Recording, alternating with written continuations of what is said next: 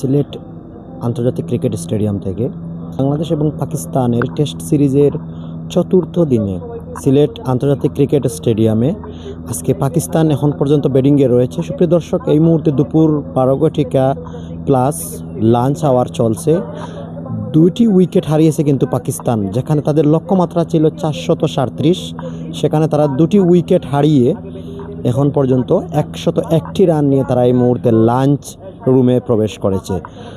এই যে একটা কম্বিনেশন, পাকিস্তানের 101 রান নেওয়া, এটা কি বাংলাদেশের জন্য চাপ নাকি স্বস্তি? বাংলাদেশ কি পারবে পরবর্তী যে 8টি উইকেট রয়েছে সেটি নিতে?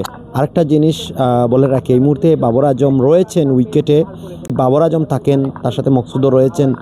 যদি থাকেন তাহলে হয়তো পাকিস্তানের একটা ভালো কিছু হতে পারে। যথেষ্ট পরিমাণ সময় এখনও পাকিস্তানের হাতে রয়েছে, যেখানে তারা আরও 8টি উইকেট রেখে আজকের দিন তো হাতে রয়েছে এবং আগামীকাল পঞ্চম দিনও হাতে রয়েছে।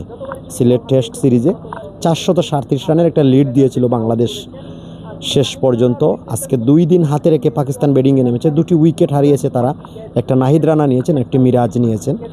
আর সিলেট আন্তর্জাতিক ক্রিকেট স্টেডিয়ামে টেস্ট সিরিজের এই যে দারুণ ফর্মটি টাইগারদের জন্য কি ভালো হবে নাকি পাকিস্তানের জন্য সহায়ক হবে, জানিয়ে দিতে পারেন কমেন্ট বক্সে।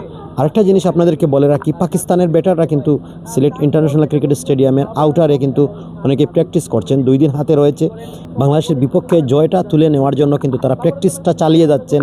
বাবর আজমের মতো প্লেয়ার রয়েছেন, সবাই কিন্তু বাবর আজমের দিকে তাকিয়ে রয়েছে, অর্থাৎ পাকিস্তানের সবাই এই মুহূর্তে বাবর আজমের দিকে তাকিয়ে রয়েছে, বাংলাদেশ তাকিয়ে রয়েছে টাইগারদের দিকে।